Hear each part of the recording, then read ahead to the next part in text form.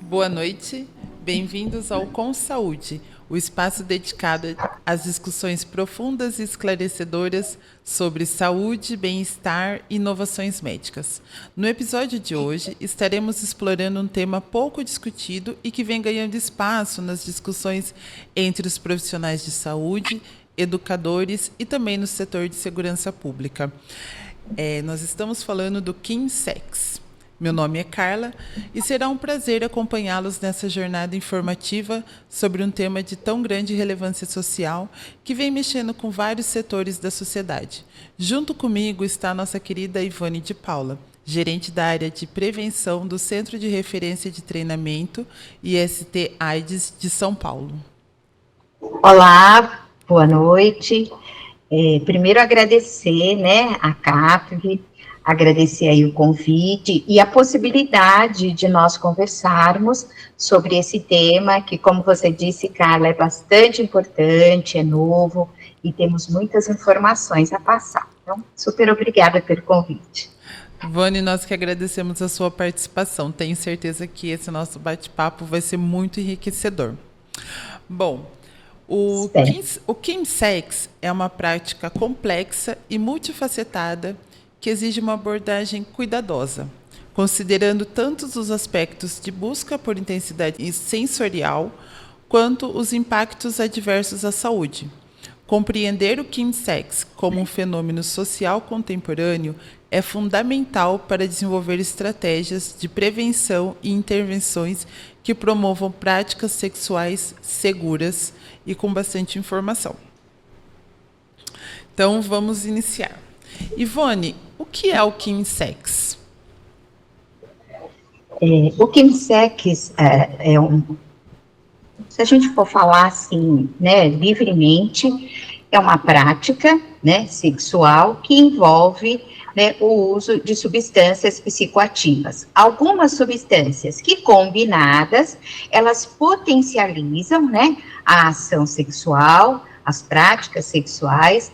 E é também essa parte mais do emocional, né, porque ela melhora a desinibição, a performance.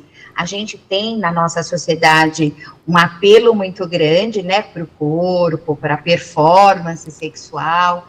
Então, o uso de substâncias psicoativas, ele vem nesse sentido, sabe, de desinibir, de, né, deixar a pessoa mais eufórica, mais feliz, e as drogas, né, combinadas, elas acabam dando essa possibilidade de aumento do prazer, desinibição e outras questões aí. E existe um perfil definido da pessoa que pratica o Chemsex?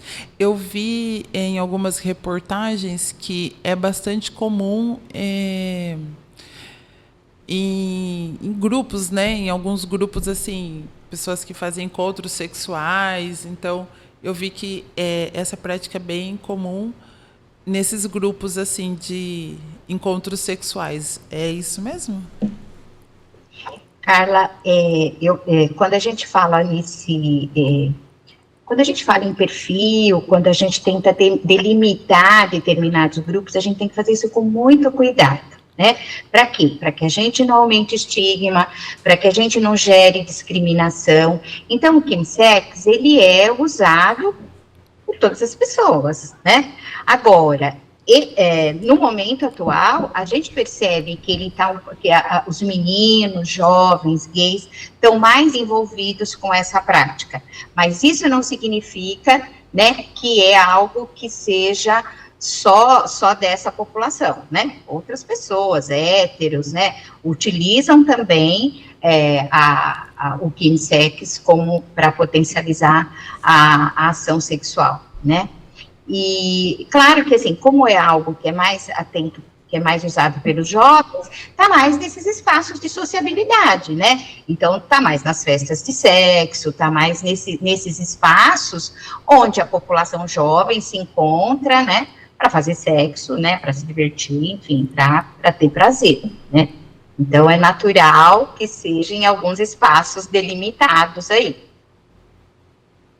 E qualquer uso de qualquer substância estimulante pode ser entendida como uma prática de quimsex?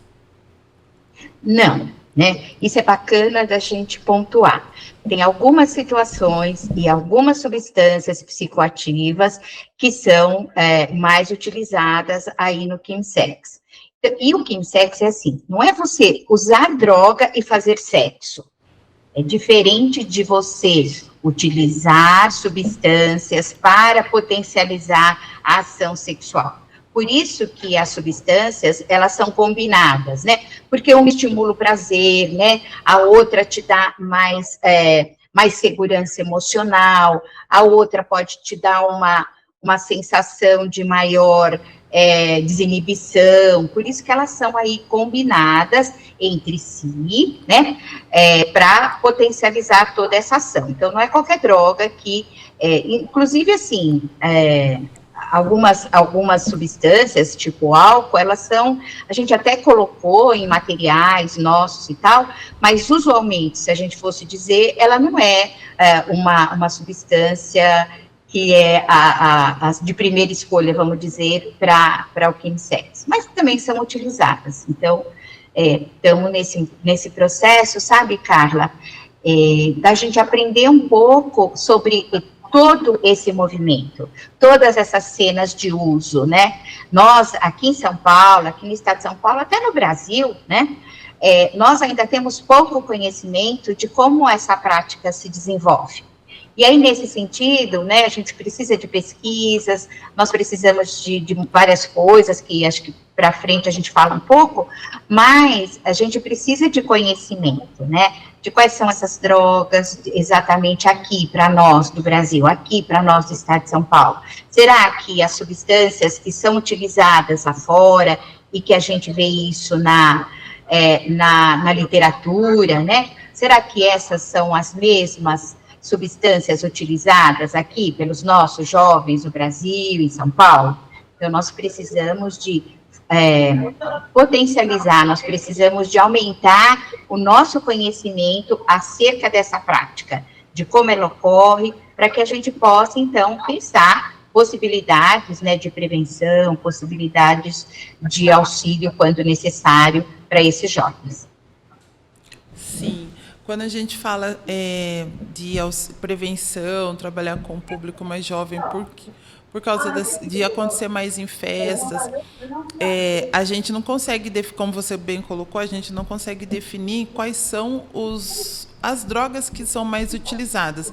Mas a gente conhece aí algumas que são bem utilizadas entre a garotada, como o LSD, que é uma droga que, segundo falam, ela estimula, ela dá aquela sensação de hipersensibilidade. Então, seria um caminho mapear essas festas raves, essas festas... Ou aí eu já vou estar colocando um público mais elitizado nessas festas? E na periferia também acontece. Você ia falar, desculpa, te interrompi, Carla. Não, eu quis dizer assim, aí eu penso em festas raves, que seria um público mais elitizado, mas na periferia também pode estar acontecendo, né? Com outros tipos de drogas, com outros tipos de substâncias. Exatamente. Você trouxe várias questões aí. Eu vou pontuar 3 questões que você colocou assim, né? O que essas, geralmente, tem essas festas. As sessões de quimsex, elas acontecem em festas que duram 3, 4 dias, né? Então, por isso até o uso da substância, né, para você poder prolongar, né, a sua performance, vamos dizer, né? Então, são festas que duram 3, 4 dias, como a população mais jovem, claro, né, porque as pessoas mais velhas não aguentariam esse ritmo. Então, é uma situação de pessoas mais jovens. E essas festas, normalmente, elas são combinadas através de aplicativos como o Brunch, o Hornet, esses aplicativos de encontros, né? Elas podem ser combinadas nesse sentido, essas festas, até por grupos de WhatsApp mesmo, utilizam as redes sociais e tal, para combinar essas festas, e aí você agrupa pessoas que gostam das mesmas coisas, que têm os mesmos interesses e tal. Então, isso é um jeito. de determinada forma, isso chega num público um pouco mais elitizado, claro. Até porque tem uma questão importante, que assim, essas drogas, elas são caras, né? Não é barato, né? Elas têm um custo alto. Então, se a gente for ver, o que acontece? Quem tem mais poder aquisitivo, talvez, e eu estou falando talvez por quê? Porque tudo que a gente fala, né, Carla, a gente tem que ter evidência científica, a gente tem que falar com propriedade, e por isso que eu digo que nós temos que ter pesquisas, nós temos que ter mais conhecimentos da população daqui, né, da gente próximo, né, do estado, aqui da nossa cidade, do nosso país. Então, é claro que se você tem mais condições de comprar uma droga de melhor qualidade, os riscos para a sua saúde vão ser menores do que se você utilizar uma droga de uma qualidade pior, né? Então, às vezes misturada com outras substâncias e tal, para ficar mais barata, aquelas coisas, e aí você tem uma possibilidade de problemas de saúde maiores, né? E eu estou falando isso por quê? Porque os nossos jovens lá da periferia, provavelmente, e volto a falar outra vez da necessidade da gente ter esses conhecimentos específicos, mas provavelmente pode-se utilizar de uma droga de pior qualidade. E nesse sentido, além dos riscos, né, do uso da substância, o uso de uma substância que pode ter outros compostos, né, na sua constituição ali, que podem levar a problemas de saúde mais sérios. Não sei se eu te respondi, mas aí eu queria te falar o quê? Por exemplo, né, a gente falou um pouquinho sobre as drogas mais utilizadas. A gente tem, na questão aí e aí eu queria falar uma coisa para você. A gente tem essas festas, a gente tem essa questão de a gente ter a periferia e da gente ter os jovens com maior poder aquisitivo, e a gente tem também um outro fator, que são as cenas de uso, né? Quais serão as cenas de uso do chemsex? Onde a gente sabe que tem as festas de sexo, mas que outros lugares, não é? Que outras situações esses jovens se encontram para se utilizar dessas substâncias? Então, a gente tem as saunas, né, que eles costumam frequentar, a gente tem outros espaços de sociabilidade, né, que também podem estar sendo utilizados para o uso aí para a prática do chemsex, né. E tem uma questão importante, você falou das drogas, né, a gente tem algumas drogas, que é a ketamina, a gente tem, eu falo drogas e substâncias, não tem problema, viu, gente? Não é pejorativo a gente falar drogas, tá? Então, às vezes falam de um jeito ou de outro, mas isso não tem nenhum valor agregado e nada disso. Temos as metanfetaminas, a gente tem a mefedrona, a gente tem o GHB e o GBL, temos o êxtase e o Viagra, que são todas substâncias, os poppers, a cocaína, que são todas substâncias que são utilizadas, né, para o chemsex. E essas drogas, elas são combinadas aí para potencializar o seu efeito e o que se quer com isso, né? Eu quero ficar mais desinibido, porque eu sou muito tímido e tal, não sei o quê. Tem, né, a utilização para conseguir esse desejo. Eu quero ter mais ereção, eu quero ficar, né, eu quero fazer sexo mais tempo, tem aí. Então, daí, eu queria trazer uma questão importante, que é a questão da condição física, né, que embora não sejam pessoas jovens, a gente tem uma questão importante, que é o tanto que o corpo da gente suporta todas essas questões, né? Então, pode levar algumas interações entre as substâncias, pode levar à morte? Pode levar à morte. E aí, o que acontece? Os nossos jovens nem sempre sabem disso, não é? Porque o uso normalmente a gente vê isso na literatura até de outros países, o uso, ele se inicia como algo recreativo, como algo bacana, que vai desenvolver, mas a gente tem dentro dessas substâncias psicoativas, substâncias que causam dependência. E aí algo que começa como uma brincadeira, como algo, né, social, de vez em quando, que eu tenho controle, pode passar a situações bastante complicadas, né, sem controle, e que aí sim a gente chega naquela questão o quê? De gerar dor, de gerar sofrimento e de gerar problemas físicos mesmo. Então, por exemplo, quando você faz interações, né, uma interação bastante complicada é uma interação de álcool com ketamina, que pode levar à morte? Pode, né? Então, quando a gente fala dessas questões, e aí eu acho que é importante a gente entender essa questão do quimsex, não com julgamentos, mas como algo que é uma questão de saúde pública, né? Os nossos jovens, eles têm que saber quais são, né, todas as questões que envolvem essa prática sexual, né? Para julgar, não, para que eles saibam, né, se prevenir, para que eles possam se utilizar de situações do dia a dia que podem dar mais segurança, né, para que eles possam utilizar a prática do quimsex. Sim, você colocou aí tão bem e que eu fiquei pensando se seria possível ser desenvolvido uma mandala de prevenção, pensando, né, nos aspectos de prevenção e cuidado da pessoa que pratica o quimsex, uma mandala de prevenção para o quimsex. Será que é possível, a gente consegue desenvolver algo assim para a gente estar trabalhando nos aspectos que condizem com o quimsex, né? É bem bacana isso, né? Eu acho que você tem uma boa ideia, a gente pode começar e trabalhar nisso. Nós aqui no estado de São Paulo, a gente tem um GT, né, um grupo, quando a gente fala GT, é grupo de trabalho, que a gente chamou grupo de trabalho quimsex.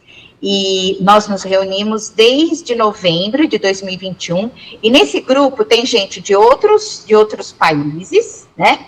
Tem gente de outros países, tem gente de outros estados, tem gente de outros municípios. Então, a gente tem, assim, a gente tem médicos, tem psicólogos, assistentes sociais, a gente tem pessoas que trabalham com consultório na rua, pessoas que trabalham na área de saúde mental. E a intenção desse grupo foi exatamente isso, Carla, sabe? Que a gente pudesse estudar essa questão do quimsex e que a gente tivesse, levantasse o maior número de informações que a gente pudesse passar. Para quem? Para os profissionais de saúde, para que, né, quando chegar a alguém, eles possam saber como abordar, que tipo de pergunta fazer, qual o manejo, enfim, né? E nós fizemos um manual. Ele foi lançado lá em dezembro, mas ele não foi, assim, efetivamente ainda colocado na rua que eu digo assim, nos serviços de saúde, tá? E ele tá muito bom, é um material que vai instrumentalizar os profissionais de saúde para que eles possam saber, assim, o que eu faço, né? Chegou alguém para me atender, ou num CAPS, ou num serviço especializado de ST-AIDS, ou na atenção básica mesmo, né? O que eu pergunto para essa pessoa, né? Será que essa pessoa está fazendo uso de alguma substância para praticar o sexo? E aí, a partir disso, porque eu sou curiosa e tal? Não, mas para mim poder o quê? Investir na prevenção. Existem possibilidades de prevenção? Existe e muitas, né? E prevenção para várias questões. Então, acho que o que você falou da mandala é bem bacana. Até te convido, vamos junto pro. Vamos, estou à disposição. E fazer, né? E construir essa mandala, que acho que vai ser bem legal. Por exemplo, essa questão da interação, né, das substâncias, é algo que a gente precisa falar para os jovens, né? Porque aí a gente trabalha com uma coisa que é redução de danos. Você não precisa, né, usar o álcool quando você usar ketamina, tá? Por quê? Porque essa composição, ela é muito grave, ela é muito perigosa. Então, dá para usar o álcool com maconha, sabe, com outro tipo de substância, para quê? Para minimizar, né, as possibilidades de risco de vida mesmo, né, e de outras questões aí. Então, acho que dá samba aí fazer uma mandala e tal. Outra questão que é importante, né, Carla, é a elaboração de protocolos. Como é que a gente atende? Não é? Como a gente se reporta? É muito difícil e muito delicado a gente falar de uso de substâncias que são tidas como ilícitas, não é? Com uma pessoa que vem no serviço de saúde, porque a pessoa fica com medo, acha que, né, que a gente vai fazer denúncia, então a pessoa, ela tem que se sentir confortável, ela tem que se sentir segura para poder falar de todas essas questões, não é? E aí a gente poder interagir ali e ver quais são as melhores informações. Isso é o quê? Manejo dessas questões. Os nossos profissionais precisam aprender isso? Precisam, né? Tem conhecimentos específicos que a gente vai passando, as pessoas vão tomando isso, vão no dia a dia, e isso vai o quê? Criando, né, uma rotina de entender, de olhar para essa pessoa que faz a prática como, né, todo mundo. Porque a questão de uso de substâncias, ela é muito tida como ligada à marginalidade, ligada a isso, ligada àquilo. E nós temos sempre que lembrar o quê? Que com tudo isso perpassa a zero discriminação. Não é verdade? E se nós que estamos nos serviços, que nós que estamos né, na educação, nós que estamos assim à frente de determinados serviços, nós temos que ter um olhar, né, um olhar acolhedor, independente do que se mostre para nós, um olhar acolhedor e um olhar, né, sempre nesse sentido. O que eu posso fazer, né, para que possamos interagir de uma forma segura e tranquila. Obrigada. E passar o maior número de informações possíveis, né? Fala, você quer falar alguma coisa? Sim, você colocou a questão da política de combate à droga, né? No Brasil, a política de combate à droga é uma política de proibição, marginalização e criminalização do usuário. Quanto profissional, quanto você acha que isso impacta no trabalho de prevenção e redução de danos? Porque fora do país, eu dei uma lida, né, e eu vi que esse trabalho de redução de danos inclui testar as drogas que estão sendo usadas para ver se realmente é aquilo mesmo, se a pessoa comprou cocaína, se aquilo é cocaína realmente, ou que derivados tem. Então, fora do país, tem essa política de testagem de drogas, de ter um ambiente para a pessoa poder usar. Aqui no Brasil, o uso de droga está sendo criminalizado, né? Então, como que seria trabalhar essa redução de danos, a gente quanto profissional? Porque, sendo um profissional de saúde, tem a sua responsabilidade, né, de profissional de saúde e também garantir esse cuidado e essa segurança para essa pessoa. Coloca o profissional naquela... O que eu faço agora? Como eu vou agir? Então, Carla, por isso que a gente tem que, o tempo inteiro eu falei aqui, que a gente tem que produzir conhecimento nas várias áreas. A gente aqui no Brasil não tem, né, uma política antidrogas do jeito que a gente tem, sem nem ser anti, né, mas uma política voltada para essa questão, né, do uso de substâncias, como a gente tem em outros países. Então, nós temos várias limitações que, às vezes, interferem em questões técnicas, né? A gente tem limitações políticas que interferem em questões técnicas no auxílio dessas pessoas, né? Por exemplo, uma droga injetável, a gente sabe que o quimsex, a gente que trabalha com HIV, fica super preocupado, porque nós sabemos que dentre essas substâncias utilizadas, existem drogas injetáveis. E isso é muito perigoso, né, para nós, por quê? Porque a gente conseguiu, durante esses anos todos, trabalhar com prevenção, com redução de danos, e chegar a uma situação em que a gente praticamente não tem transmissão, né, de HIV através de seringas, essas coisas todas, né. Então, isso é super importante, a gente não pode retroceder, não é? Não podemos retroceder naquilo que já se avançou. Então, se a gente pensar, é preciso nós pensarmos em termos um kitzinho de redução de danos, que a gente fale, onde a gente possa ter uma seringa que cada um possa usar a sua própria seringa e a sua própria agulha, não é? Que não haja compartilhamento desses materiais. Tudo isso é muito importante, é viável e faz parte de ações, né, de uma política pública de saúde, né? Mas a gente sabe que ainda temos dificuldades nesse sentido. Por isso, Carla, que eu acho que trabalhar com essas questões não é só da saúde. A gente tem que envolver outras secretarias, inclusive a Secretaria de Segurança Pública. Para quê? Para entender, sabe? Para entender, para mudar a visão, sabe? Para trabalhar numa lógica de construção, de não julgamento, de não discriminação, para que a gente possa avançar juntos, né?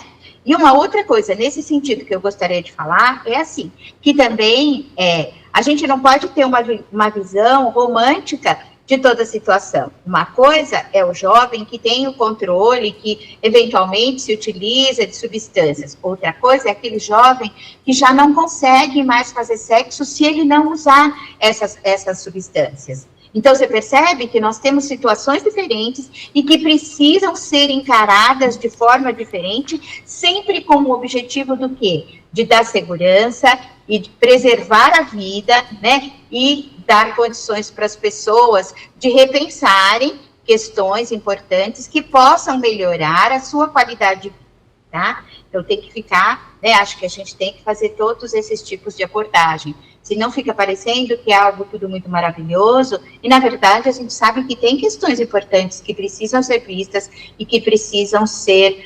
controladas, né, nesse sentido. Acho que você perguntou, foi bem interessante. Dentro dessas questões, nós já temos políticas. Voltando um pouquinho na coisa da mandala que você falou, a gente já tem situações, né, que a gente só precisa o quê? Ligar o Lé com Cré. Sabe aquela história de ligar Lé com Cré? Quando chegar no serviço de saúde, a gente está atento e poder fazer toda uma oferta. Olha, a gente tem uma questão, já que se eu conheço as interações entre as substâncias, eu não posso orientar essa pessoa, você está usando ketamina com álcool, então, olha, isso é assim, assim, assado. Essa pessoa está de posse de uma informação, ela pode se utilizar disso para o seu bem-estar, não é? Então, eu acho que isso é algo que os profissionais de saúde precisam saber. Ninguém precisa ser expert em nada, mas a gente tem que ter um mínimo de informação para que a gente possa auxiliar as pessoas, né? A gente tem que falar, sim, de prevenção de HIV, de prevenção de STs, porque uma coisa quando você vai para uma festa dessa, a pessoa pode até utilizar preservativo nas primeiras relações ali, mas isso vai continuar? Provavelmente vai ficar mais difícil, né? Conforme a droga for fazendo mais efeito e tal, a perda da consciência, de todo o controle ali da situação, vai ficar dificultada, né? E pode ser que esse preservativo já seja, né, esquecido, não é verdade? A gente tem pessoas que usam PrEP. Tá usando todo dia. Será que no terceiro dia de festa, de sexo e uso de substância, a pessoa vai lembrar de tomar seu comprimido de PrEP? Né? Então, todas essas questões a gente tem que um pouco lembrar, porque são questões importantes. E pessoas que têm o HIV e que tomam antirretroviral e que ficam 3, 4 dias, às vezes, sem utilizar o medicamento. Então, todas essas questões, como a sua mandala é importante, sim, né?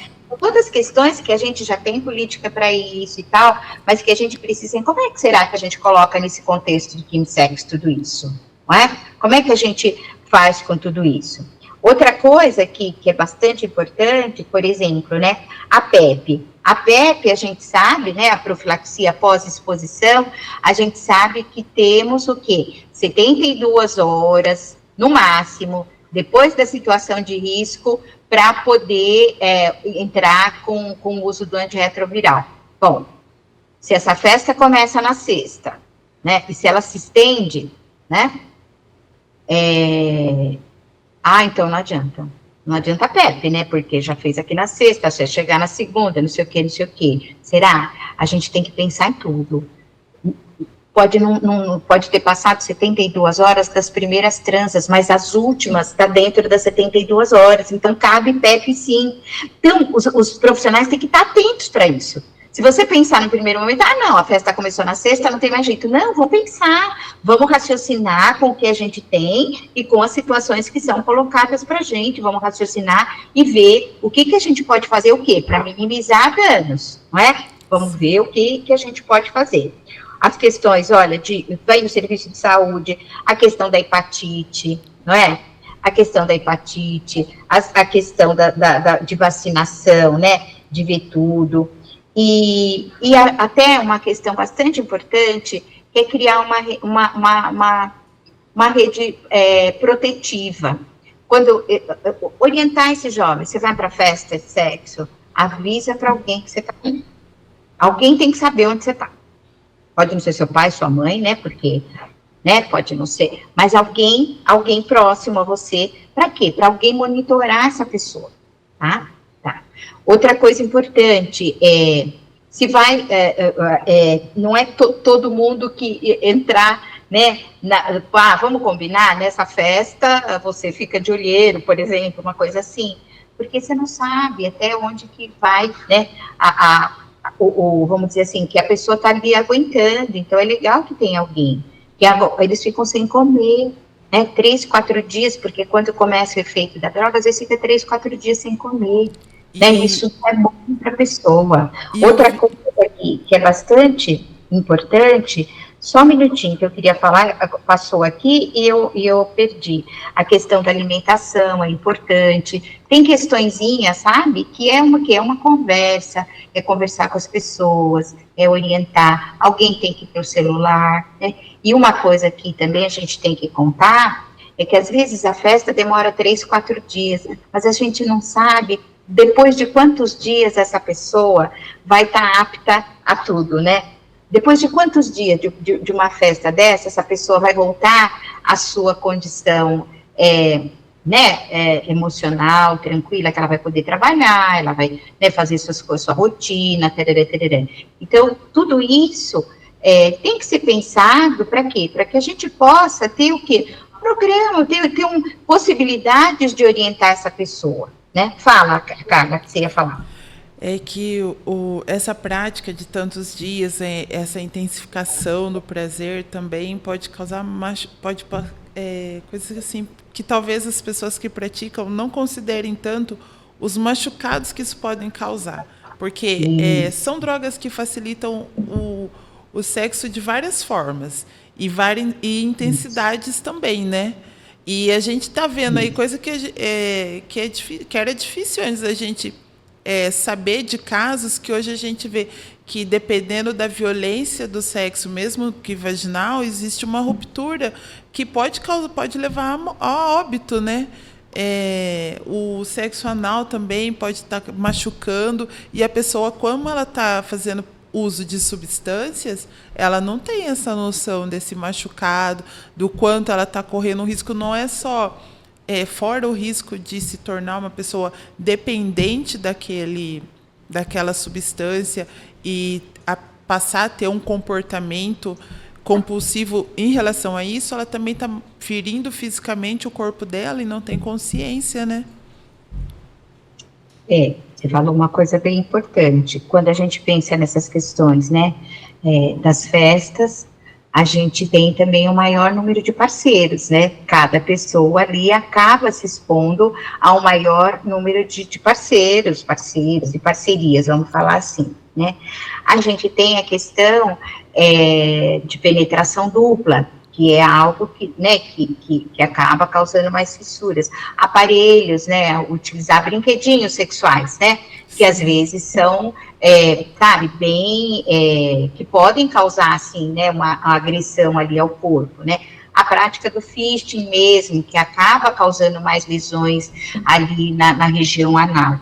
Então, realmente, tem questões que precisam ser abordadas, já falei mais uma vez, não como questão de discriminação, de julgamento, mas de orientação. E aí, quando a gente consegue fazer uma orientação bacana para essas pessoas, a gente entra na questão de trabalhar com redução de danos, né? Ninguém está falando não tenha prazer.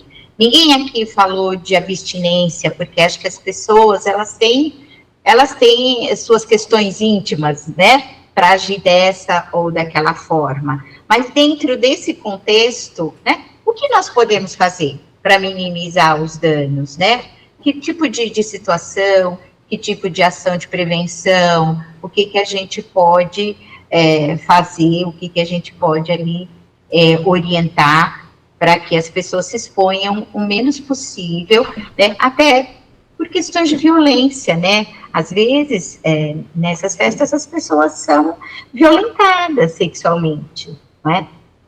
Então, tem hora que você nem sabe com quem você fez sexo, né? E se esse sexo foi consentido ou não. Sim. Então, são questões que, mais uma vez, eu vou dizendo assim, que a gente precisa se debruçar sobre elas, que a gente precisa pensar, né? São coisas desse momento que a gente vive e que a gente precisa ter, né, o máximo de possibilidades aí de ajudar. Você sabe que eu pensei uma coisa aqui, que essa questão da comunicação, ela é bastante importante, sabe, Carla? Porque acho que dependendo de determinadas situações, a gente tem determinadas ações de prevenção. Por exemplo, né, se a gente tiver condições, né, de fazer informezinhos de prevenção, de uma forma que a gente possa colocar nesses aplicativos de sexo, não seria bacana? Seria super bacana, né, que a gente pudesse passar. Se a gente tivesse um material bastante adequado, que a gente pudesse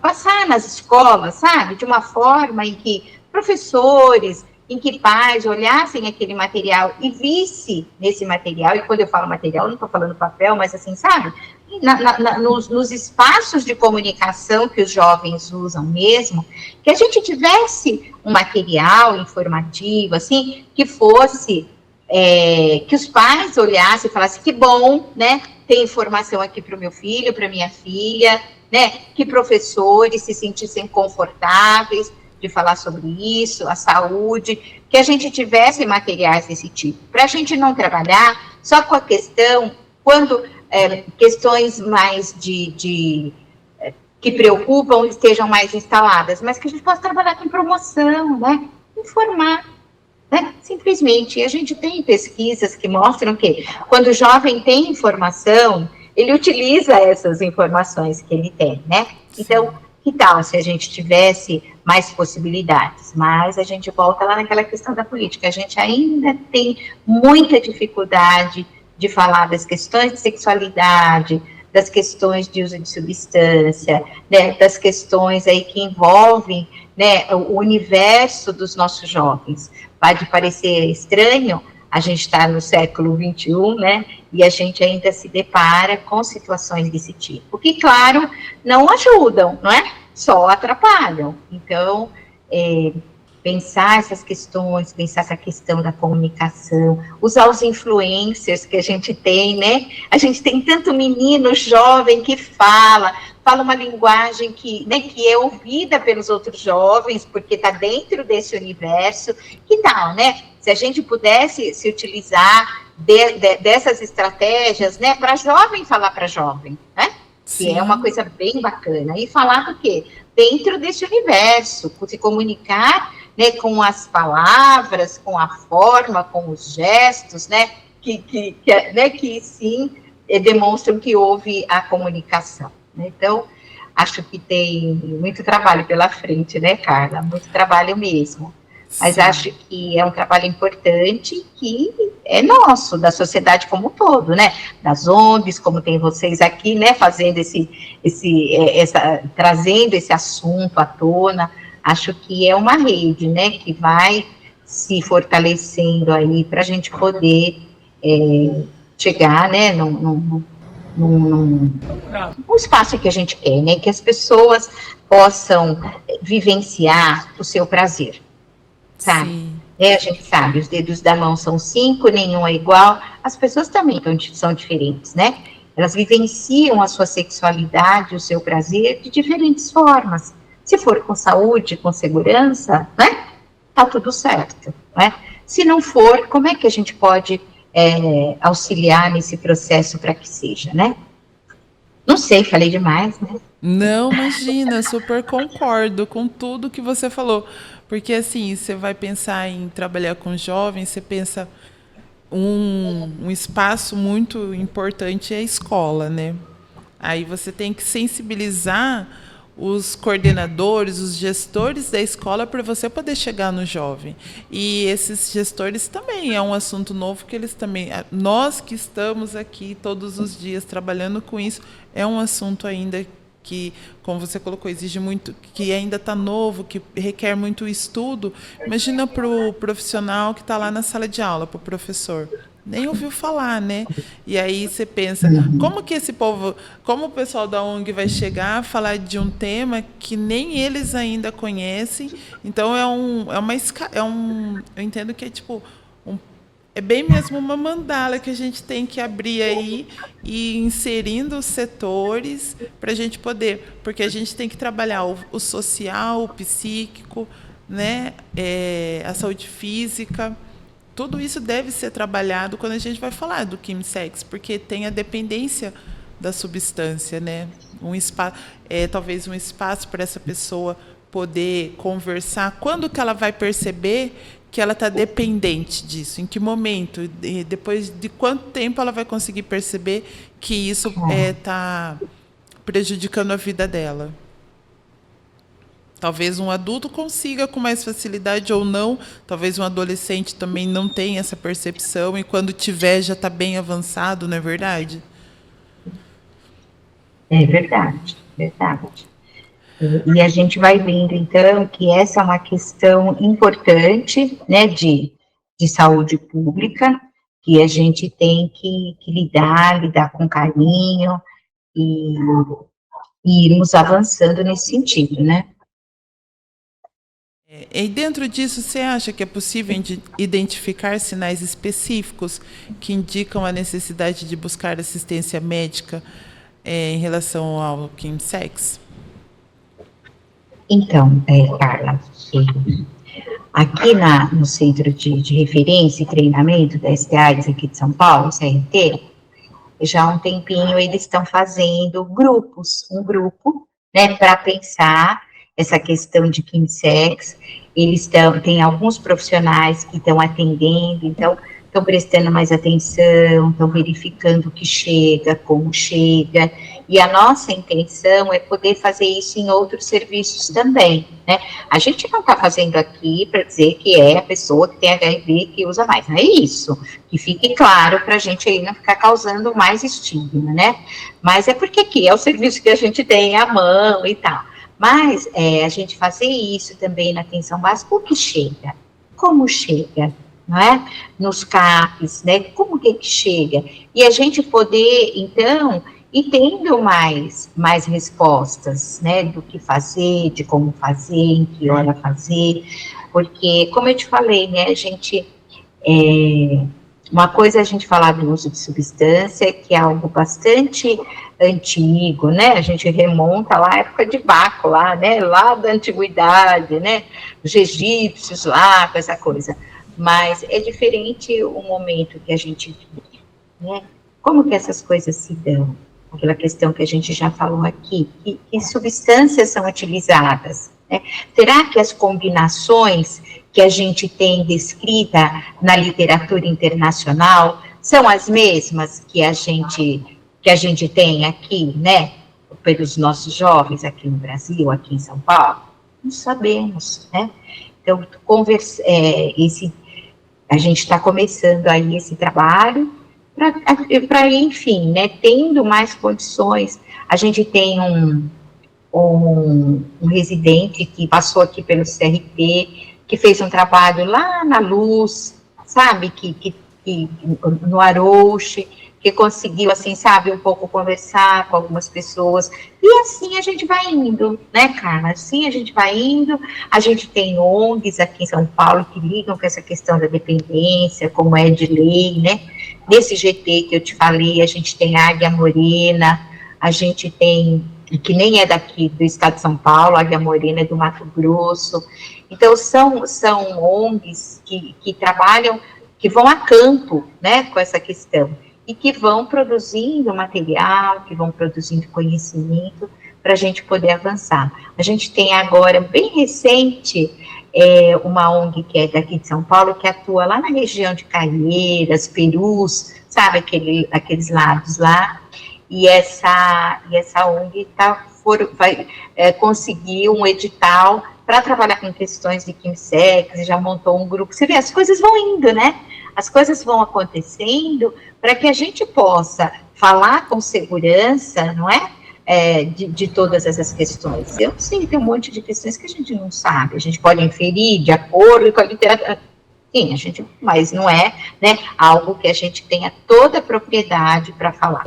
Que faixa etária, né? Qual faixa etária que está utilizando mais, não é? Da onde vem? É da periferia, né? Enfim, tudo isso são questões que a gente precisa fazer pesquisa, precisa produzir conhecimento, né, para que a gente possa ir pensando questões mais apropriadas, né, falei isso muitas vezes aqui hoje, mas é isso mesmo, né, o caminho é esse, né, as ONGs mesmo, eu encontro no campo, encontro isso, ok, então isso, será que é uma questão que a gente encontra em todo lugar? Será que é uma especificidade, né, dessa região? E devagarzinho conseguindo aí avançar em todas essas possibilidades. Queria falar duas coisinhas que eu não falei. Uma é que os aplicativos, eles têm aplicativos que trabalham com emojis, para você ver como é que é do universo do jovem isso, né? Aplicativos que se utilizam de emojis para indicar que eu sou adepto ao uso de quimsex ou ao uso de alguma substância, né? Então, por exemplo, a ketamina é uma substância que ela é utilizada para o cavalo, né? Sabe, ela é utilizada no cuidado lá do cavalo. Então, tem um cavalo, quando você vai colocar, por exemplo, num convite, alguma coisa, você pode colocar um símbolozinho de um cavalinho. Isso é muito, sabe, é muito utilizado. Por exemplo, a cocaína é chamada de cocaína, de pó, farinha, padê, raio, são todas coisas assim, sabe, que se refere à cocaína, né, para você ir desvirtuando uma linguagem, para ninguém associar. Então, às vezes você vê uma coisa com um raiozinho, sabe, um raiozinho, aquele raiozinho assim, parece um trovãozinho lá, um raio mesmo. É uma comunicação, a gente pode dizer que isso é uma comunicação subliminar, né? São códigos que são utilizados. Exatamente. O GHB ele é chamado de G, de Di, de G, de Gisele, sabe? Então você fala Gisele, quem vai saber, né? E aí é uma gotinha, sabe aquela gotinha de água azulzinho? É o símbolo do G. O Poppers é um foguinho assim, parece uma fogueirinha, né? O Viagra é um bracinho assim forçudo, sabe? Assim, mostrando um bracinho forçudo. Então é isso né? Todas essas questões são questões que vão chegando para a gente à medida que você vai adentrando esse universo, vai entendendo, vai sabendo como é que as coisas se processam. Nossa, né? Ivone, eu não fazia ideia que os símbolos, que os emojis estavam servindo para esse tipo de comunicação. Para se comunicar. Então, por isso que eu te digo, né, que a gente tem que adentrar o universo para a gente poder entender as questões e poder orientar, né? Não é verdade? Sim, sim. Que mais que eu não tinha falado, que eu queria falar? Acho que era isso. Das interações eu falei, isso é bem importante a gente saber. As questões de prevenção a gente falou um pouco, né? Todas as questões aí de prevenção.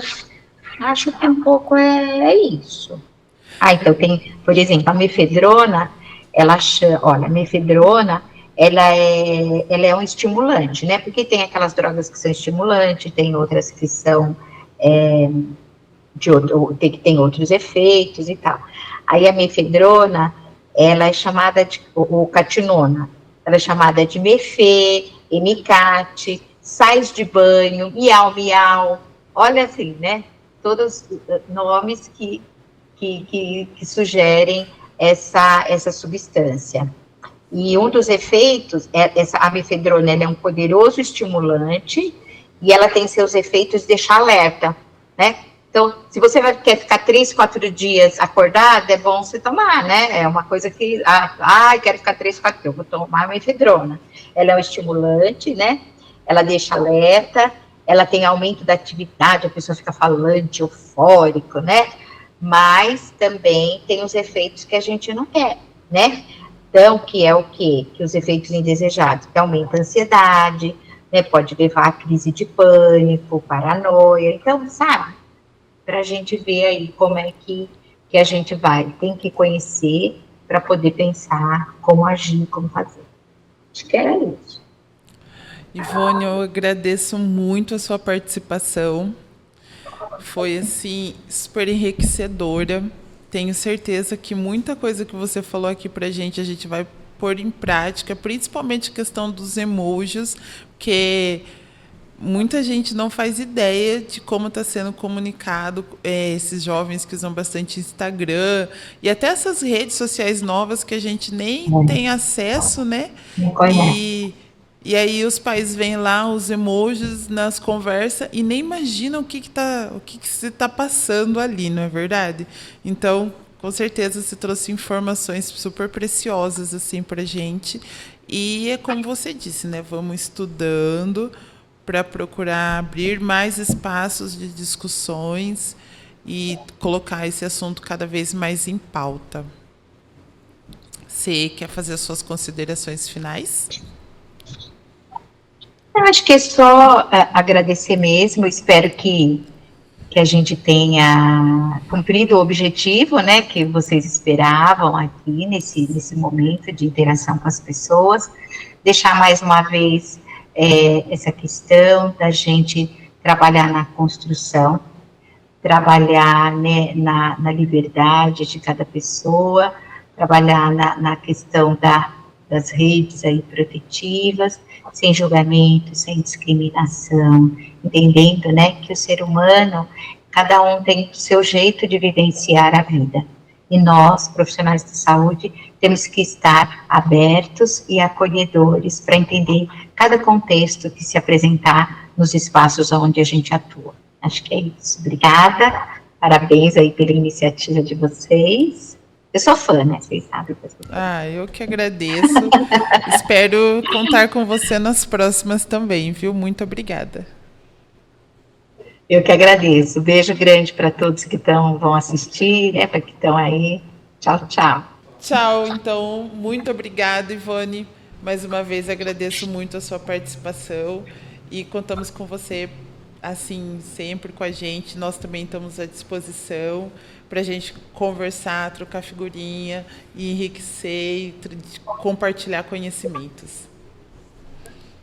Eu que agradeço, gente. Beijo. Tchau. Bom, nós finalizamos mais esse episódio.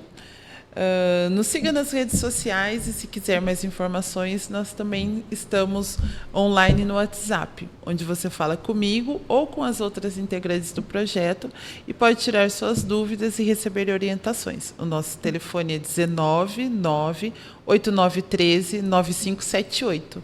Boa noite.